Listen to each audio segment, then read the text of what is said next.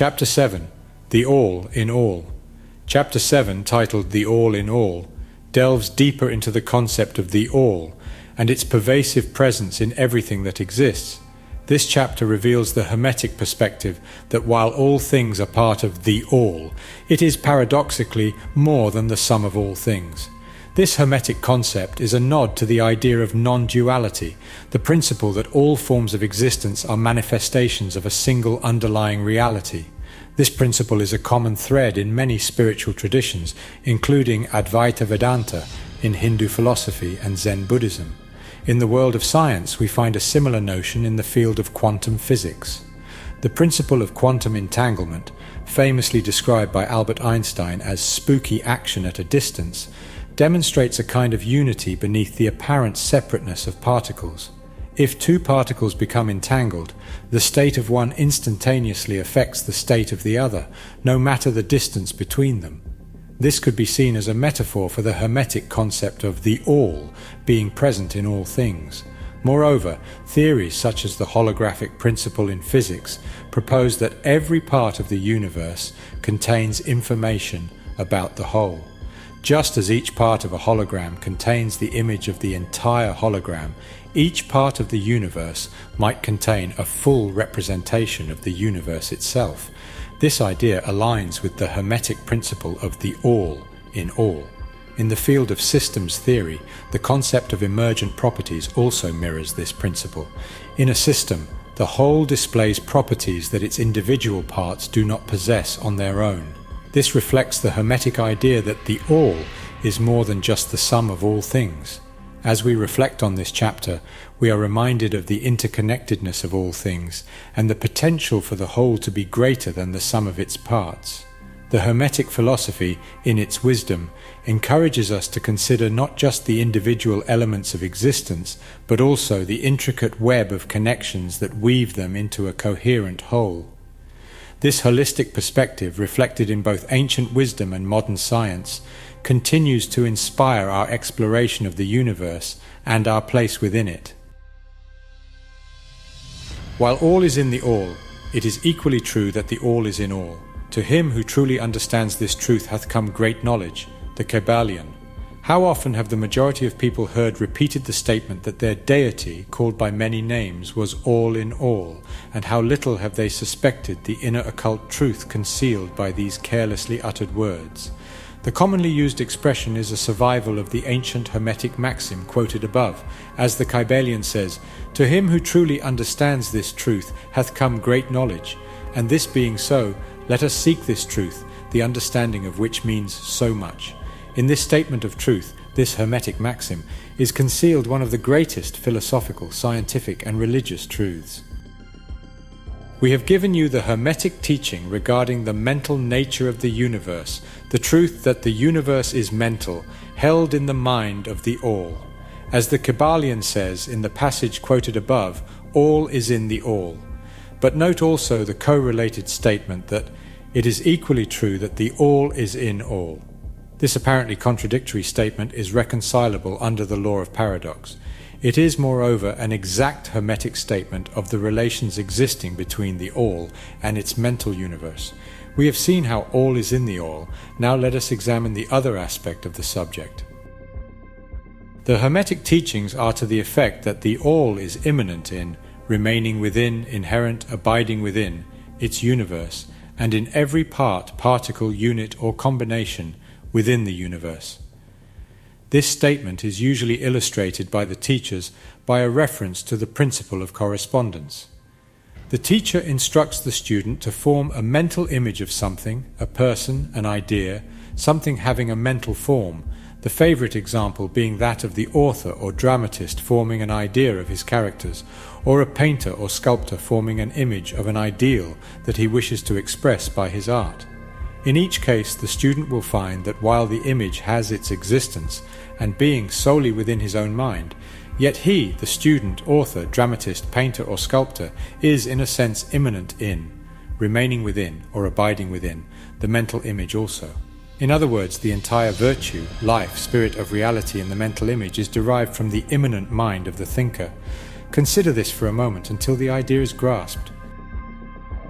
To To take a modern example, let us say that Othello, Iago, Hamlet, Lear, Richard III existed merely in the mind of Shakespeare at the time of their conception or creation, and yet Shakespeare also existed within each of these characters, giving them their vitality, spirit, and action.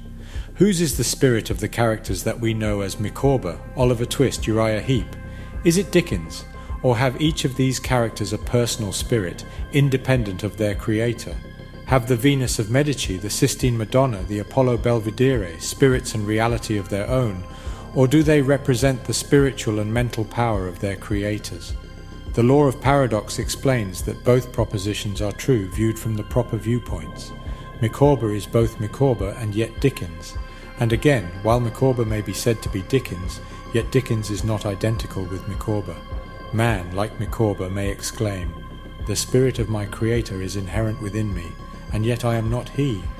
How different this from the shocking half-truth so vociferously announced by certain of the half-wise, who fill the air with their raucous cries of, "I am God." Imagine poor Micawber or the sneaky Uriah Heep crying, "I am Dickens," or some of the lowly clods in one of Shakespeare's plays eloquently announcing that, "I am Shakespeare. The all is in the earthworm, and yet the earthworm is far from being the all." And still the wonder remains that though the earthworm exists merely as a lowly thing, created and having its being solely within the mind of the all, yet the all is immanent in the earthworm and in the particles that go to make up the earthworm. Can there be any greater mystery than this of all in the all and the all in all? The student will, of course, realize that the illustrations given above are necessarily imperfect and inadequate, for they represent the creation of mental images in finite minds, while the universe is a creation of infinite mind, and the difference between the two poles separates them. And yet it is merely a matter of degree. The same principle is in operation. The principle of correspondence manifests in each, as above so below, as below so above. And in the degree that man realizes the existence of the indwelling spirit immanent within his being, so will he rise in the spiritual scale of life. This is what spiritual development means, the recognition, realization, and manifestation of the spirit within us. Try to remember this last definition, that of spiritual development.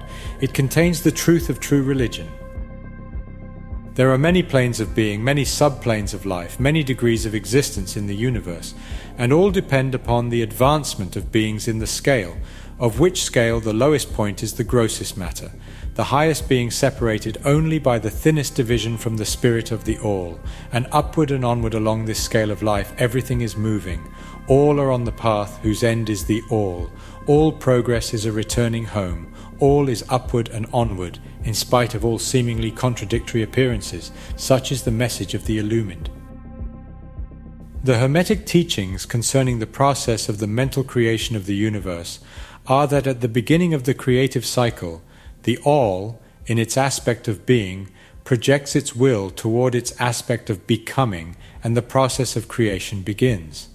It is taught that the process consists of the lowering of vibration until a very low degree of vibratory energy is reached, at which point the grossest possible form of matter is manifested. This process is called the stage of involution, in which the all becomes involved or wrapped up in its creation. This process is believed by the Hermetists to have a correspondence to the mental process of an artist, writer, or inventor who becomes so wrapped up in his mental creation as to almost forget his own existence, and who, for the time being, almost lives in his creation. If instead of wrapped we use the word wrapped, perhaps we will give a better idea of what is meant. This involuntary stage of creation is sometimes called the outpouring of the divine energy, just as the evolutionary state is called the indrawing. The extreme pole of the creative process is considered to be the furthest removed from the all, while the beginning of the evolutionary stage is regarded as the beginning of the return swing of the pendulum of rhythm, a coming home idea being held in all of the Hermetic teachings. The teachings are that during the outpouring, the vibrations become lower and lower until finally the urge ceases and the return swing begins. But there is this difference, that while in the outpouring, The creative forces manifest compactly and as a whole, yet from the beginning of the evolutionary or indrawing stage, there is manifested the law of individualization, that is, the tendency to separate into units of force, so that finally that which left the all as unindividualized energy returns to its source as countless highly developed units of life, having risen higher and higher in the scale by means of physical, mental, and spiritual evolution. The ancient Hermetists used the word meditation in describing the process of the mental creation of the universe in the mind of the all, the word contemplation also being frequently employed, but the idea intended seems to be that of the employment of the divine attention.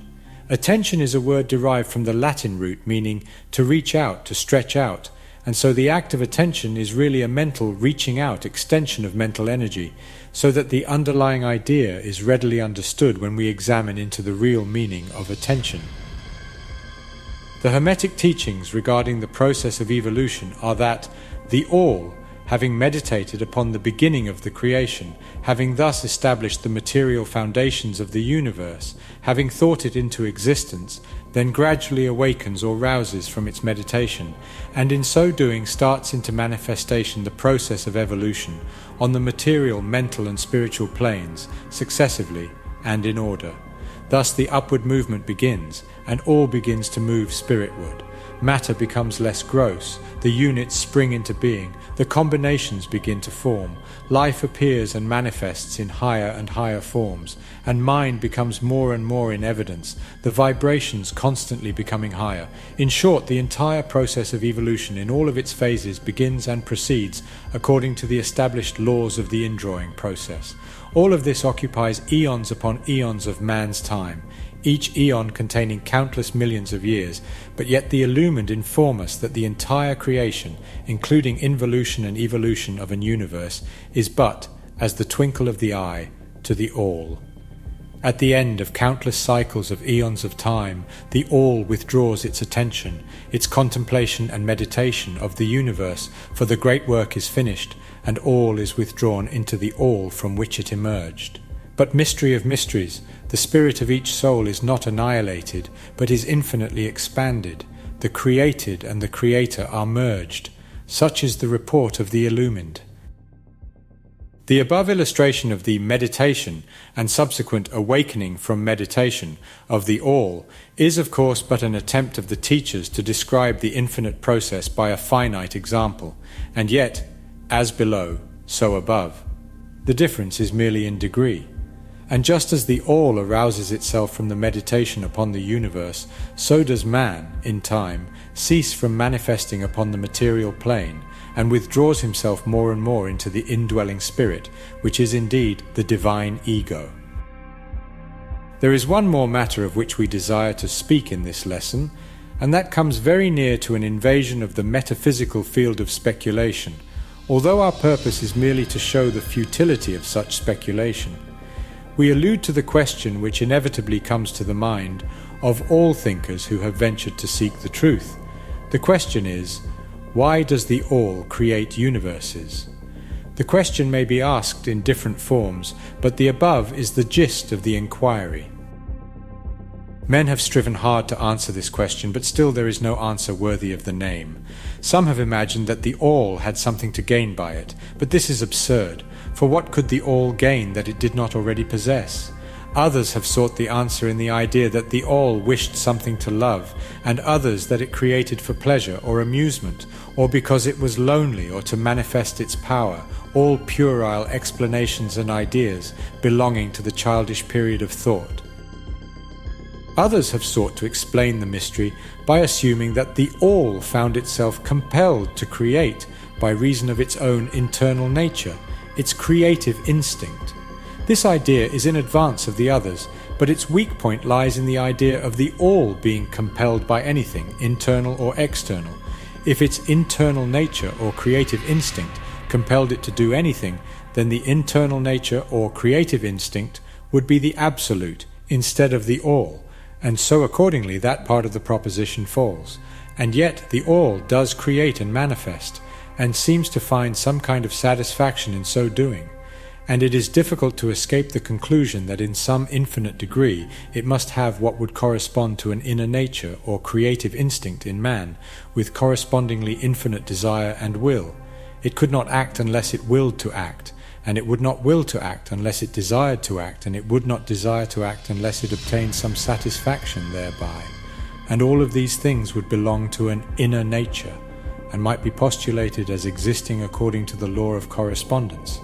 But still, we prefer to think of the all as acting entirely free from any influence, internal as well as external. That is the problem which lies at the root of difficulty, and the difficulty that lies at the root of the problem. Strictly speaking, there cannot be said to be any reason whatsoever for the all to act, for a reason implies a cause, and the all is above cause and effect, except when it wills to become a cause, at which time the principle is set into motion. So you see, the matter is unthinkable, just as the all is unknowable. Just as we say the all merely is, so we are compelled to say that the all acts because it acts. At the last, the all is all reason in itself, all law in itself, all action in itself, and it may be said truthfully that the all is its own reason, its own law, its own act, or still further, that the all, its reason, its act, is law, are one, all being names for the same thing. In the opinion of those who are giving you these present lessons, the answer is locked up in the inner self of the all, along with its secret of being. The law of correspondence, in our opinion, reaches only to that aspect of the all, which may be spoken of as the aspect of becoming. Back of that aspect is the aspect of being, in which all laws are lost in law, all principles merge into principle, and the all principle and being are identical, one and the same. Therefore, metaphysical speculation on this point is futile. We go into the matter here merely to show that we recognize the question and also the absurdity of the ordinary answers of metaphysics and theology. In conclusion, it may be of interest to our students to learn that while some of the ancient and modern Hermetic teachers have rather inclined in the direction of applying the principle of correspondence to the question with the result of the inner nature conclusion, still the legends have it that Hermes the Great, when asked this question by his advanced students, answered them by pressing his lips tightly together and saying not a word, indicating that there was no answer. But then he may have intended to apply the axiom of his philosophy that the lips of wisdom are closed, except to the ears of understanding, believing that even his advanced students did not possess the understanding which entitled them to the teaching. At any rate, if Hermes possessed the secret, he failed to impart it, and so far as the world is concerned, the lips of Hermes are closed regarding it. And where the great Hermes hesitated to speak, what mortal may dare to teach? But remember that whatever be the answer to this problem, if indeed there be an answer, the truth remains that, while all is in the all, it is equally true that the all is in all. The teaching on this point is emphatic, and we may add the concluding words of the quotation, "To him who truly understands this truth hath come great knowledge."